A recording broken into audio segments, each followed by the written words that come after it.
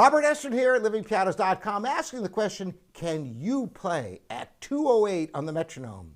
If you look on your metronome, they have all kinds of speeds, typically starting at 40 and going to 208. Now, of course, there are metronome applications that you can put on your phone or your device, and any number can be selected, but there's a reason why these numbers exist in the first place. And I'm going to show you that to begin with. Then I'm going to explain a whole bunch about the metronome that you probably don't know.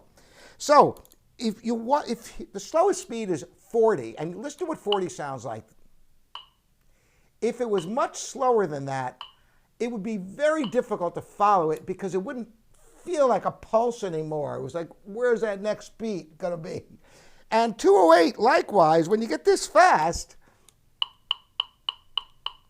it's very hard to be able to have the metronome ticking much faster than that and to have any kind of continuity at all.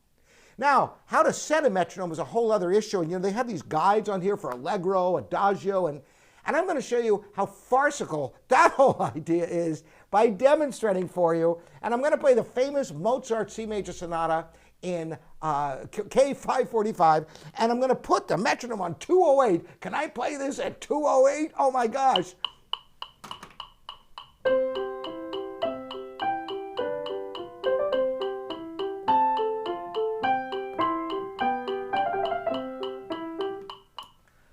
So what I've just revealed to you is the most important aspect of a metronome, which is it depends upon what note value you assign those ticks. There, I was letting the metronome tick 16th notes. It's not fast at all. Now, on the flip side, I'm going to put it on 40 now and let this be whole notes.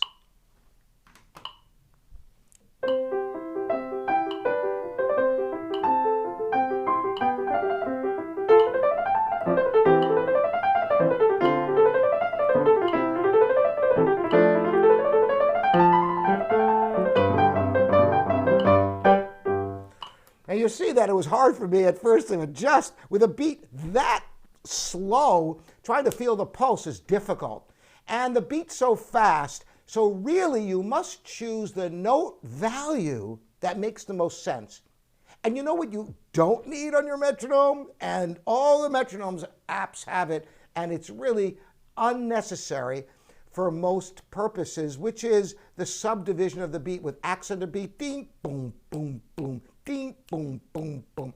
The reason why I don't like that, aside from it being completely unnecessary, is that when you're practicing with the metronome, you have to wait for that first beat. You can't just go into the next beat. You have to imagine a piece in 6, ding, boom, boom, boom, boom, boom, ding, boom. And you want to start, if it's a slow piece, imagine ding, boom, boom, boom, boom. And you're trying to play with a metronome and you have to waiting for the beat. A simple metronome like this is your best bet, or find an app that has the real speeds of a metronome. The other problem with so many digital metronomes, they just have every numeric value, and you don't need every single number. If you're going from 116 to 117, it's ridiculously infinitesimally small. 116 to 120, which is what a metronome has, and then to 120 to 126, gives you gradations that make sense.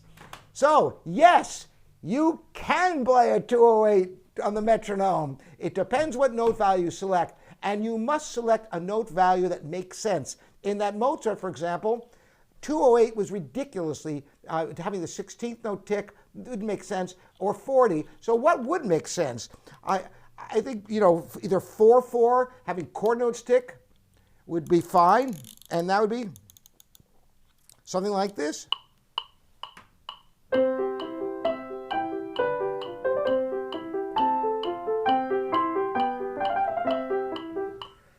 That is more reasonable. Let's see what number that ended up being on. That's 132.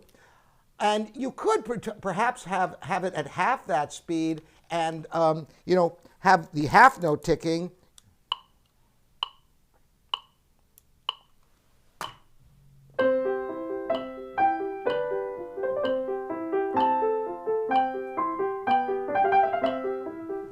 So those are a couple of reasonable subdivisions of the beat that make sense. But sometimes putting the metronome on that faster speed to make sure everything is quantized correctly, or on that very slow speed, so you get the feel of the pulse in, let's say, a Chopin nocturne, where you want to have a little bit more freedom within the beat for rubato, having that very slow beat ticking. So that's the key, and I recommend ignoring the tempo indications, what is allegro, what's adagio, because it really depends upon the note value you have ticking. I hope this is helpful for you again.